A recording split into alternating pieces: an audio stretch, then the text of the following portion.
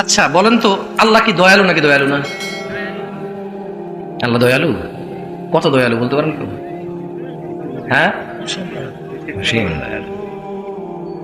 আচ্ছা, এই পৃথিবীতে যত খারাপ মানুষ হোক আর যত ভালো মানুষ হোক, আল্লাহ তাকে পেট দিছে না খাবার, এই মুখ দিছে না খাবার। সুবহানাল্লাহ। খারাপ লোকেরও খিদা লাগে, ভালো লোকেরও খিদা লাগে, ফকিরেরও খিদা লাগে, মিসকিনেরও খিদা লাগে, বড় লোকেরও খিদা লাগে। এই যে মুখ, জিহ্বা, স্বাদ, ক্ষুধা, এই নিয়ামত গুলো আল্লাহ সবাই কিন্তু খেয়াল করছেন। ফেরাউনেরও ছিল এই নিয়ামত। ফেরাউনও কিন্তু তার হাত ছিল, পা ছিল, নাক ছিল, মুখ ছিল। সুবহানাল্লাহ। তাহলে এত দয়ালু আল্লাহ, তিনি কি অপরাধ ক্ষমা করবে না বলতে পারেন? আমি একটু আল্লাহ কি বলেছি শোনাবো আপনাদেরকে। আমি একটু মহিলাদেরকে বেশি সম্বোধন করতে চাই। মহিলারা খুব বেশি শিরকের সাথে জড়িত থাকে। পুরুষরা কি ভালো তাইলে? ও তো কাজ করতে করতে ব্যস্ত। মহিলাদের খুঁটিনাটি হাঁস মুরগি পালা ছাড়া, টুকটাক সেলাই টেলাই করা ছাড়া আর কাজ কি? কাজ হলো খালি কার মাজারে যাইয়া ডাব দিয়ে আসলে, নারকেল দিয়ে আসলে ওর মুরগি ফেরত চলে আসবে, হাঁস যেটা হারা গেছে ফেরত চলে আসবে, জামাই যেটা কথা শুনে না ওটা খালি গোলাম হয়ে গুর করে পিছিয়ে পিছিয়ে ঘুরবে।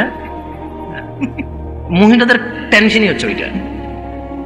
মহিলাদের টেনশন মানে মা অবাক লাগে, মা নিজ সন্তানের জন্য সেহের করে, জাদু করে। কেন? বলে যে বিয়ের পরে বউভক্ত হয়ে গেছে। আরে আপনি খুশি হন আপনার ছেলে বউভক্ত, অন্য মহিলার কাছে যায় না। আশ্চর্য কি? আশ্চর্য। মায়ের খুশি হওয়া উচিত যে তার ছেলে বউভক্ত। তবে ওই ছেলের উচিত জুলুম না করা মায়ের প্রতি। ওই ছেলের উচিত কি? জুলুম না করা মায়ের প্রতি। যদি ছেলে জালেম হয় সে আল্লাহর কাছে দায়ী থাকবে। আল্লাহ তাআলা বলছেন, ইন্নাল্লাহা লা ইয়াগফিরু আন ইউশরিকা বিহি ওয়া ইয়াগফিরু মা দুনা যালিকা লিমান ইয়াশা ওয়া মান ইউশরিক বিল্লাহ ফাকাদ ইফতারা ইসমান আযীমা। নিশ্চয়ই আল্লাহ তার সাথে শরীককারীকে ক্ষমা করে না, এছাড়া অন্যান্য অপরাধ যাকে ইচ্ছা ক্ষমা করেন। আর যে আল্লাহর সাথে শরীক করে সে এক মহাপাপ রটনা করে। সূরা নিসা। আল্লাহ তাআলা বলছেন, ইন্নাল্লাহা লা ইয়াগফিরু আন ইউশরাকা বিহি ওয়া ইয়াগফিরু মা দুনা যালিকা লিমান ইয়াশা ওয়া মান ইউশরিক বিল্লাহ ফাকাদ দাল্লা দালালান বাঈদা। নিশ্চয়ই যে আল্লাহর সাথে শিরিক করলো, নিশ্চয়ই আল্লাহ তার সাথে শিরিক করাকে ক্ষমা করেন না, আর তার থেকে ছোট যাবতীয় গুনাহ যাকে ইচ্ছা ক্ষমা করে। জি, আল্লাহ যাকে ইচ্ছা কি করে? ক্ষমা করে। এই জন্য আমরা কাউকে বলতে পারবো না তুই জাহান্নামে যাবি, তুই খারাপ, আমি ভালো, তুই অপবিত্র, আমি পবিত্র। এরকম একদম নাম ধরে ধরে স্পেসিফিক করে কাউকে কিছু বলা যাবে না। কারণ আল্লাহ যাকে খুশি ক্ষমা করে। আল্লাহর ইচ্ছার সাথে কারো জোর জবরদস্তি আছে? আল্লাহর ইচ্ছার সাথে কারো জোর জবরদস্তি নাই। তাই আল্লাহ সুবহানাহু ওয়া তাআলা বলছেন, আর যে কেউ আল্লাহর সাথে শিরিক করে সে ভীষণ ভাবে পথভ্রষ্ট। দিনী ভাইয়েরা, আল্লাহ তাআলা বলছেন, ইন্নাহু মান ইউশরিক বিল্লাহ ফাকাদ হারামাল্লাহু আলাইহিল জান্নাহ ওয়া মাওয়াহুন নার ওয়া মা লিয-যালিমিন মিন আনসার। নিশ্চয়ই কেউ আল্লাহর সাথে শিরিক করলে আল্লাহ তার জন্য জান্নাত অবশ্যই হারাম, নিষিদ্ধ করে দিয়েছেন, এবং তার বসবাস হবে চিরস্থায়ী জাহান্নাম। আর জালেমদের জন্য কোনো সাহায্যকারী নেই। জি, কেল্লা বাবা ঘোড়া বাবা কেউ কাজে আসবে না। আল্লাহ তাআলা বলছেন, ইন্নাল্লাযীনা কাফারু মিন আহলিল কিতাব ওয়াল মুশরিকিনা ফি নারি জাহান্নাম খালিদিনা ফিহা উলাইকা হুম শাররুল বারিয়া। নিশ্চয়ই কিতাবধারীদের মধ্যে, কিতাবাদীদের মধ্যে যারা কুফরি করেছে, তারা মুশরিকরা জাহান্নামের আগুনে চিরস্থায়ীভাবে বসবাস করবে। তারাই সৃষ্টির সবচাইতে নেককার মানুষ। সুতরাং আলিম পাড়ার মানুষ, তোমরা আল্লাহর দয়ার দিকে আসো। আলিম পাড়ার মহিলা ও পুরুষ, আলিম পাড়ার যুবক ও বৃদ্ধ, আলিম পাড়ার ধনী ও দরিদ্র, তোমরা তাওহীদের দিকে ফিরে আসো। আল্লাহ সুবহানাহু ওয়া তাআলা বলছেন, কুলিল্লাহুম্মা মালিকাল মুলক, বলুন সার্বভৌম শক্তির মালিক আল্লাহ। তুতিল মুলকা মান তাশা ওয়া তানজিউল মুলকা মিম্মান তাশা ওয়া তুইজ্জু মান তাশা ওয়া তুযিল্লু মান তাশা বিয়াদিকাল খায়র ইন্নাকা আলা কুল্লি শাইইন কাদির। আলিম পাড়ার মানুষ, আল্লাহ তাআলা বলছে, তোমরা আল্লাহর সার্বভৌম ও শক্তির মালিকানা আল্লাহ সুবহানাহু ওয়া তাআলা। অতঃপর আল্লাহ যাকে খুশি ক্ষমতা দেয় এবং যার থেকে খুশি তা কেড়ে নেন। যাকে ইচ্ছা তিনি সম্মানিত করেন, যাকে ইচ্ছা তিনি অপদস্থ করেন। সমস্ত কল্যাণ আল্লাহর হাতে। নিশ্চয়ই আল্লাহ সব কিছুর উপর ক্ষমতাবান। আল্লাহ তাআলা বলেন, আল্লাযীনা আমানু ওয়া লাম ইয়ালবিসু ঈমানাহুম বিযুলমিন উলাইকা লাহুমুল আমন ওয়া হুম মুহতাদুন। আলিম পাড়ার মানুষ যারা ঈমান এনেছে, 5 ওয়াক্ত নামাজ প্রতিষ্ঠিত করে এই ঈমানকে প্রতিষ্ঠিত রেখেছে, আল্লাহ সুবহানাহু ওয়া তাআলা বলছে যারা ঈমান এনেছে এবং তাদের ঈমানকে জুলুম ও শিরক দ্বারা কলুষিত করেনি, নিরাপত্তা তাদের জন্য কাদের পক্ষ থেকে?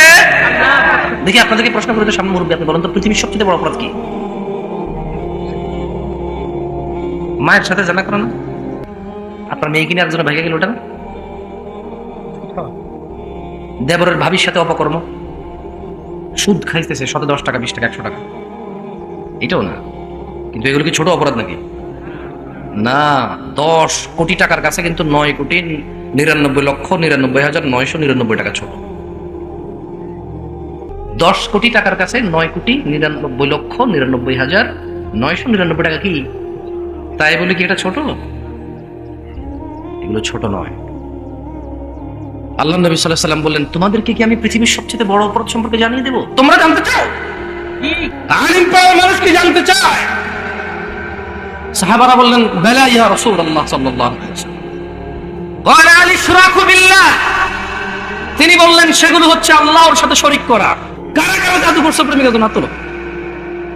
আলিম পড়ার মা বন্ধুকে বলতে চাই, ওয়াসসিহর, ধ্বংসকারী বিষয়ে জাদু, জাদুকরের কাছে যাওয়া। ওয়া কাতালান নাফসাল্লাতী হারামাল্লাহু ইল্লা বিল হক, আল্লাহ তাআলা যাকে হত্যা করা হারাম করেছেন শরীয়ত সম্মত কারণ ব্যতিরেকে তাকে হত্যা করা। ওয়া আকলুর রিবা, সুদ খাওয়া। ওয়া আকলু মালিল ইয়াতীম, ইয়াতীমের মাল গ্রাস করা। এগুলো পৃথিবীর সবচেয়ে বড় ধ্বংসকারী বিষয়। এবং তারাই হিদায়াত প্রাপ্ত 5 ওয়াক্ত নামাজি ব্যতীত, শিরক মুক্ত থাকা ব্যতীত, তাওহীদ ছাড়া, নওয়াহিদ একত্ববাদী ছাড়া এই পৃথিবীতে আর কেউ হিদায়াত প্রাপ্ত নয়। যতই ভালো লোক হোক, যতই ভদ্র লোক হোক, যে 5 ওয়াক্ত সালাত আদায় করে না সে ভদ্র নয়। যে 5 ওয়াক্ত সালাত আদায় করে না সে ভালো লোক নয়। যে 5 ওয়াক্ত সালাত আদায় করে না সে হিদায়াত প্রাপ্ত নয়। যে আল্লাহর ঘর মসজিদ ছাড়া অন্য কোনো ঘরে ডাব, নারিকেল, মোমবাতি, আগরবাতি নিয়ে যায়, মুশকিল কুশা আহসান হতে যায়, মনোবাসনা পূরণ করতে যায়, ছেলে সন্তান কামনায় যায়, আল্লাহ সুবহানাহু ওয়া তাআলা বলছে এদের মধ্যে কেউ হেদায়েত প্রাপ্ত নয়। আলিম পাড়ার মানুষ কেমন রব পেয়েছে? তুমি অপরাধ নিয়ে চিন্তা করো, হ্যাঁ তোমার চিন্তা ভালো, তবে তুমি নিরাশ হইও না।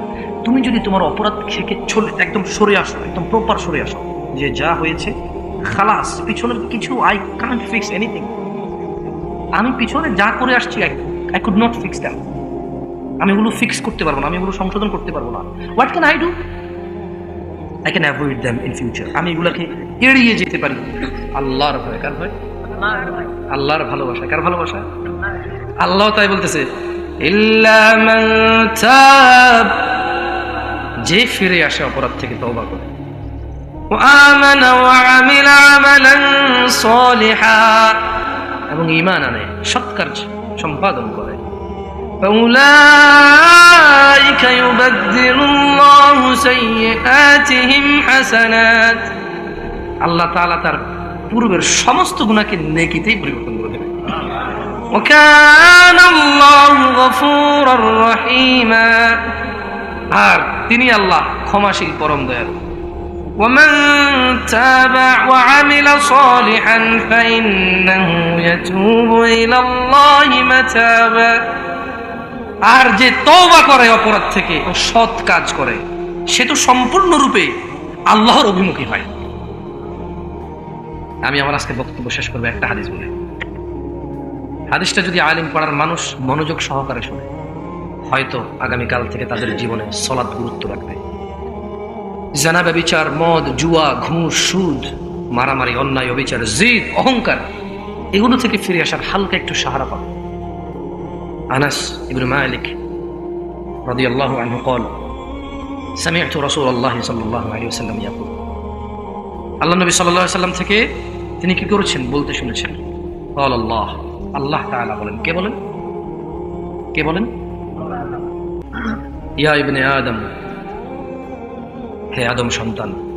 আচ্ছা, আদম সন্তান কি শুধু পুরুষ? মহিলাও? যারা যারা উভয় লিঙ্গ, মানে যাদেরকে হিজল তমাল বলা হয়, ওনারা সবাই আল্লাহর বান্দা। তাহলে ওনাদের প্রতি রোজা ফরজ।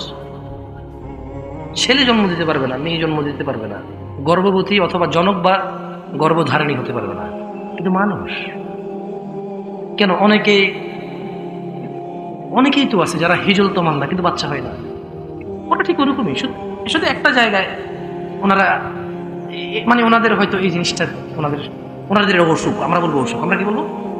অসুখ। যেমন কারো কিডনি নাই, কারো ব্রেন স্ট্রোক করে, কারো হার্ট অ্যাটাক করে, কারো লিভার ক্যান্সার হয়, এরকম ওনাদের একটা অসুখ, যে বাবা হওয়া অথবা মা হওয়া, এটা অসুখ ওনাদের।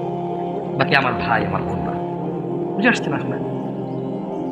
মানে এটা বুঝেন, যখন আল্লাহ বলে যে হে আদম সন্তান, মানে এরা সবাই আদমের সন্তান। কে বলছে? কি বলছে? হে আদম সন্তান, ইন্নাকা মা দাআউতানি ওয়া রাজাউতানি গফারতু লাক। হে আদম সন্তান, যতক্ষণ তুমি আমাকে ডাকতে থাকবে ও আমার ক্ষমা পাওয়ার আশায় থাকবে, গফারতু লাক, আমি তোমাকে ক্ষমা করে দেব। আলা মা কানা ফীকা ওয়ালা উবালি। আল্লাহ বলছেন কি জানেন? আল্লাহর কথা কত স্ট্রং আপনি জানেন? বলছেন যতক্ষণ তুমি ডাকবা ক্ষমা পাওয়ার আশায়, ক্ষমা চাইবা, ক্ষমা করে দেব। কেন ক্ষমা করবে? তিনি বলছেন যে আলা মা কানা ফীকা ওয়ালা উবালি, তোমার গুনাহ যত অধিক হোক এতে আমি পরোয়াই করি না। লা ইলাহা ইল্লাল্লাহ। মানে আপনি যতক্ষণ ক্ষমা চাইবেন আল্লাহর কাছে, আস্তাগফিরুল্লাহ, আল্লাহ আমি আর করব না। আল্লাহ বলছে যে আলা মা কানা ফীক,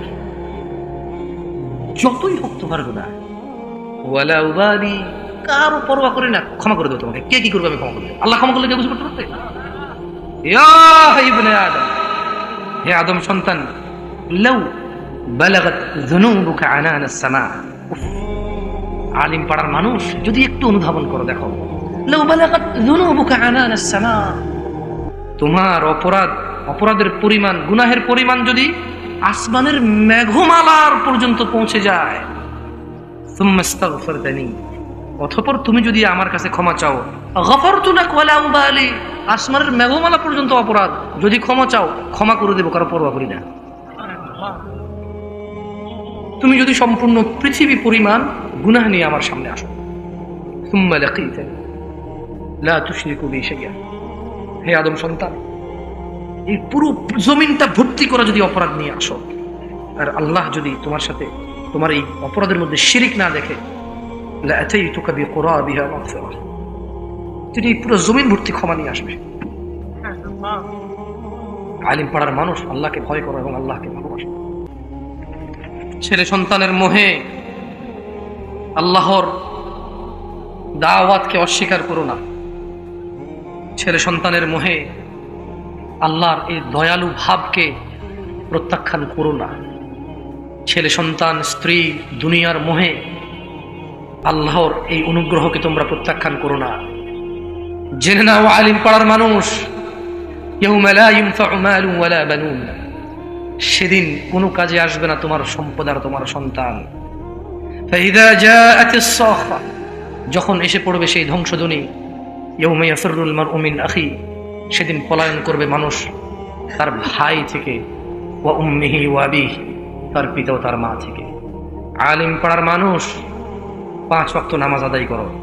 ওয়াল্লাহি তোমার 60 বছরের দাপট আলিম পাড়ার হওয়ার কারণে, বাংলাদেশের গাজীপুরের হওয়ার কারণে তুমি নিজেকে আজকে আল্লাহ তোমাকে কথা বলার শক্তি দিয়েছে বলে মুসলিম দাবি করতে পারো। জেনে রাখো, মৃত্যুর পরে তোমার আমলনামা যদি 5 ওয়াক্ত নামাজ না থাকে, সেদিন তুমি মুসলিম বলে বিবেচিত হবে কিনা হাদিস তা বলে না।